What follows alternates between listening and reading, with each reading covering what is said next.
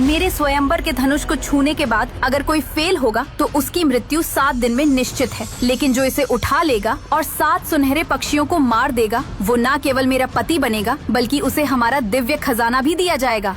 मतलब शादी या मौत। और इस तरह प्राणधारा साम्राज्य से संदेशवाहक पूरे ब्रह्मांड में फैल गए। बड़े साम्राज्यों से लेकर छोटे राज्यों तक सभी को निमंत्रण भेजे गए। शक्तिशाली राजाओं के महल में, समृद्ध साम्राज्यों के दरबार में और दूर, बहुत दूर एक छोटे से राज्य में भी।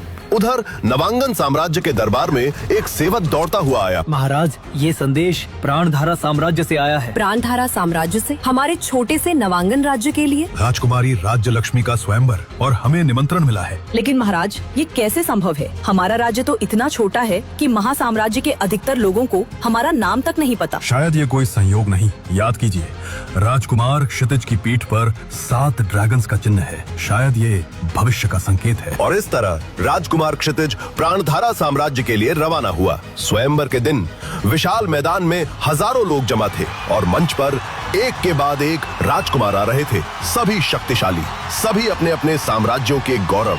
पूरे ब्रह्मांड से सैकड़ों राजकुमार आए थे, सब शक्तिशाली, सब आत्मविश्वास से भरे हुए। और एक कोने में खड़ा था क्षितिज, छोटे से नवांगन राज्य का राजकुमार, जिसे कोई नहीं जानता था। पहला प्रयास करेंगे राजकुमार विक्रम। अब देखो सब, और किसी तक ये स्वयंवर पहुंचेगा ही नहीं। 7 क्या 700 पक्षी मार सकता हूं मैं। वो मंच पर चढ़कर धनुष उठाने लगा, मगर ये धनुष इतना भारी कैसे है? उफ, ये तो हिल भी नहीं रहा। राजकुमार विक्रमादित्य असफल। अगला प्रयास राजकुमार देवेंद्र। मैं 50वें स्तर का योद्धा हूँ। मेरे लिए ये सब बाएं हाथ का खेल है। और गर्व से भरा वो भी मंच पर चढ़ा। ये धनुष, ये तो अग्नि से बना है क्या? मेरे हाथ सुन्न हो गए। राजकुमार देवेंद्र भी असफल। एक एक करके सभी राजकुमार प्रयास करते रहे। कुछ धनुष उठा भी नहीं सके, कुछ ने धनुष तो उठा लिया लेकिन प्रत्यंचा नहीं चढ़ा सके, और जिन्होंने प्रत्यंचा चढ़ा भी ली वे 7 तीर एक साथ नहीं रख सके। घंटों बीत गए, सूरज ढलने लगा और हर राजकुमार असफल होता गया। भीड़ में निराशा फैलने लगी। क्या कोई भी इस शर्त को पूरा नहीं कर सकता? क्या पृथ्वी वीरों से खाली हो गई है? कोई भी इस शर्त को पूरा नहीं कर सकता। रुकिए राजकुमारी, एक और राजकुमार बचा है, नवांगन राज्य का राजकुमार क्षितिज। नवांगन? वो कौन सा राज्य है? कभी सुना भी नहीं। इतना छोटा राज्य होगा कि नक्शे में भी नहीं मिलेगा, और उसका राजकुमार ये काम कर लेगा? कौन से स्तर के योद्धा हो तुम? 10वें स्तर का। उसकी ये बात सुनकर वहाँ बैठी भीड़ हंसने लगी। क्षितिज इन सब बातों की परवाह किए बिना धीरे धीरे मंच पर आया। उसने धनुष को देखा, फिर उसने आकाश में उड़ते 7 सुनहरे पक्षियों को देखा, और फिर उसने अपनी आंखें बंद कर ली। उसके पीठ पर का चिन्ह धीरे धीरे चमकने लगा, एक दिव्य प्रकाश। क्षितिज ने धनुष को छुआ और अचानक जैसे धनुष ने उसे पहचान लिया हो, धनुष हल्का हो गया। उसने धनुष उठाया। भीड़ में हैरानी की लहर दौड़ गई। उसने धनुष उठा लिया, ये कैसे संभव है? फिर क्षितिज ने प्रत्यंचा चढ़ाई, 7 तीर एक साथ धनुष पर रखे और फिर उसने निशाना साधा। उसकी आंखें खुल गईं और उसके पीठ पर का चिन्ह अब पूरी तरह चमक रहा था, जैसे 7 सूरज एक साथ चमक रहे हो। ब्रह्मांड धनुष, अपनी शक्ति दिखाओ। 7 तीर एक साथ छूटे। आकाश में जाकर वे 7 अलग अलग दिशाओं में मुड़े, जैसे उनमें अपनी बुद्धि हो, और एक एक करके 7 सुनहरे पक्षियों को भेद दिया। 7 पक्षी नीचे गिर गए। पूरा मैदान सन्नाटे में डूब गया। फिर अचानक जोरदार तालियां गूंज उठी। अद्भुत, आपने ये कर दिखाया। आप ही मेरे पति बनेंगे। राजकुमारी, ये सम्मान मेरे लिए, मेरे राज्य के लिए बहुत बड़ा है। पूरे मैदान में खुशियां मनाई जा रही थी। नवांगन जैसे छोटे राज्य का राजकुमार प्राणधारा जैसे महान साम्राज्य की राजकुमारी से विवाह करने वाला था। ये इतिहास रच दिया गया था। लोग गा रहे थे, नाच रहे थे, फूलों की बारिश हो रही थी। लेकिन अचानक दूर से एक आवाज आई। नवांगन राज्य का एक सैनिक दौड़ता हांफता हुआ उस मैदान में आ गया। तुम यहाँ कैसे?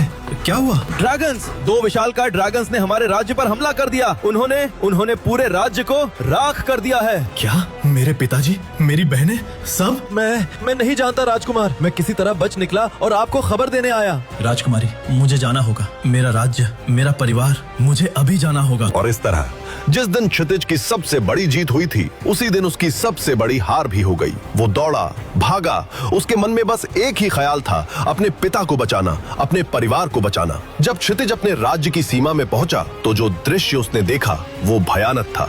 उसका सुंदर राज्य, जहां कभी बच्चों की हंसी गूंजती थी, जहां बाजारों में रौनक होती थी, जहां हरियाली थी, वो सब अब राख का ढेर था। जले हुए खंडहर, कहीं कोई जीवित नहीं, सिर्फ धुआं और राख, हवा में जलने की गंध और सन्नाटा। पिताजी, पिताजी आप कहाँ हैं? दीदी, कोई है? कोई जवाब नहीं आया। क्षितिज हर जगह खोजता रहा, महल के खंडहर, सैनिकों के शिविर, बाजार, हर जगह, लेकिन कोई नहीं मिला। न कोई शरीर, न कोई निशान, बस राख, हर जगह राख। तभी क्षितिज को एक खंडहर दिखा, महल का एक हिस्सा जो आधा जला हुआ था। शायद वहां कोई हो। वो उस खंडहर में घुसा। अंदर अंधेरा था और धुआं और एक अजीब सी गंध। पिताजी, क्या आप यहाँ हैं? और तभी अचानक खंडहर के अंदर से एक विशालकाय ड्रैगन प्रकट हुआ। उसकी आंखें लाल थीं, उसके मुंह से आग की लपटें निकल रही थीं, उसके पंजे खून से सने हुए थे। ड्रैगन, तुमने ही मेरे राज्य को। इससे पहले कि क्षितिज कुछ समझ पाता, उसके पीछे छुपे एक ड्रैगन ने उस पर आग का गोला फेंका और क्षितिज गिर गया। उसकी आंखों के सामने अंधेरा छा गया। कई दिन बीत गए, क्षितिज को कुछ पता नहीं। वो गहरी नींद में था, मौत और जीवन के बीच। और फिर एक दिन धीरे धीरे उसकी आंखें खुली। उसने चारों ओर देखा। ये कोई महल नहीं था, ये तो एक छोटी सी कुटिया थी। लकड़ी की दीवारें, फूस की छत और खिड़की से जंगल की हरियाली दिख रही थी। मैं कहाँ हूँ? क्षितिज, तुम होश में आ गए, भगवान का शुक्र है। दीदी, आप ठीक हैं? पिताजी, बाकी सब? पता नहीं क्षितिज, ड्रैगन्स का हमला होते ही पिताजी ने मुझे संदेश भिजवाया। मैं जब वहाँ पहुँची तो सब कुछ राख हो चुका था। पिताजी और बाकी लोगों का कुछ अता पता नहीं था। मैंने तुम्हें उस खंडहर में घायल पाया, मैं तुम्हें यहाँ ले आई। आज तुम 1 साल बाद होश में आए हो। क्या 1 साल? और तुम्हारी शक्तियाँ। मेरी शक्तियाँ? क्या हुआ मेरी शक्तियों को? क्षितिज, तुम्हारी शक्तियाँ 10वें स्तर से 0 स्तर पर आ गई हैं। तुम्हारा शरीर इतना घायल था, तुम्हारी सारी शक्ति तुम्हें बचाने में खर्च हो गई। हाँ, और एक और बात है। और क्या? अमृता ने एक पत्र निकाला। ये पत्र प्राणधारा साम्राज्य से आया है, राजकुमारी राज्य लक्ष्मी की ओर से। राज्य लक्ष्मी? उन्होंने क्या लिखा है? राजकुमार क्षितिज, मुझे आपके राज्य पर हुए हमले का समाचार मिला है। मुझे बहुत दुख हुआ, लेकिन नियम होता है। मैं केवल एक राजकुमार से विवाह कर सकती हूँ, और जब तक आपके पास राज्य नहीं है, आप राजकुमार नहीं हैं। इसलिए मैं इस रिश्ते को आगे नहीं बढ़ा सकती। क्या? लेकिन मैंने स्वयंवर जीता था। मैंने वो असंभव शर्त पूरी की थी। क्षितिज, अभी भी आशा है। मैंने प्राचीन ग्रंथों में पढ़ा है, अगर कोई योद्धा अपना ड्रैगन पा ले तो वो अपनी शक्तियाँ 2 गुनी तेजी से वापस पा सकता है। ड्रैगन? दीदी, मैंने अपनी पूरी जिंदगी में केवल एक बार ड्रैगन देखा है, और वो भी उस भयानक दिन जब उसने मुझ पर हमला किया। मुझे नहीं पता ड्रैगन कैसे मिलता है, मुझे नहीं पता उन्हें कैसे वश में किया जाता है। ड्रैगन पर्वत, वहाँ सभी तरह के ड्रैगन रहते हैं। अगर हम वहाँ जाएं तो शायद तुम्हें तुम्हारा ड्रैगन मिल जाए। और अगर मुझे ड्रैगन मिल गया तो मैं अपनी शक्तियाँ वापस पा सकता हूँ? हाँ, और फिर तुम पता लगा सकते हो कि किसने हमारे राज्य पर हमला करवाया। तो फिर हम ड्रैगन पर्वत जाएंगे। मुझे अपना ड्रैगन ढूंढना है, मुझे अपनी शक्तियाँ वापस पानी है, और मुझे उस व्यक्ति को ढूंढना है जिसने मेरे परिवार को खत्म किया। और फिर वो दोनों ड्रैगन पर्वत की ओर चल पड़े। वहाँ पहुंचकर जैसे ही क्षितिज पहाड़ की चोटी पर चढ़ा, वहाँ हुआ कुछ ऐसा कि क्षितिज की चीख निकल पड़ी। नहीं, ये नहीं हो सकता। क्या हुआ क्षितिज के साथ? वहाँ क्या कोई ड्रैगन एक शक्तिहीन इंसान को चुनेगा? किसी ने जानबूझकर क्षितिज के स्वयंवर जीतने के ठीक बाद यह हमला करवाया। क्या कोई नहीं चाहता था कि क्षितिज और राजकुमारी राज्य लक्ष्मी का विवाह हो? क्यों? क्या इस विवाह में कोई खतरा था? किसके लिए? नवांगन जैसे छोटे राज्य को प्राणधारा साम्राज्य से स्वयंवर का निमंत्रण कैसे मिला? क्या किसी को पता था कि क्षितिज वो शर्त पूरी कर लेगा? क्या किसी ने जानबूझकर उसे वहाँ बुलाया ताकि वो अपने राज्य से दूर हो जब हमला हो? ये सब एक षड्यंत्र था क्या? उसके पीठ पर का वो दिव्य चिन्ह, 7 ड्रैगन्स का निशान, क्या वो अभी भी चमकता है? एक भविष्यवाणी के नायक को इतनी बड़ी हार क्यों मिली? क्या ये सब किसी बड़ी योजना का हिस्सा है? क्या ये परीक्षा है, या फिर भविष्यवाणी गलत थी?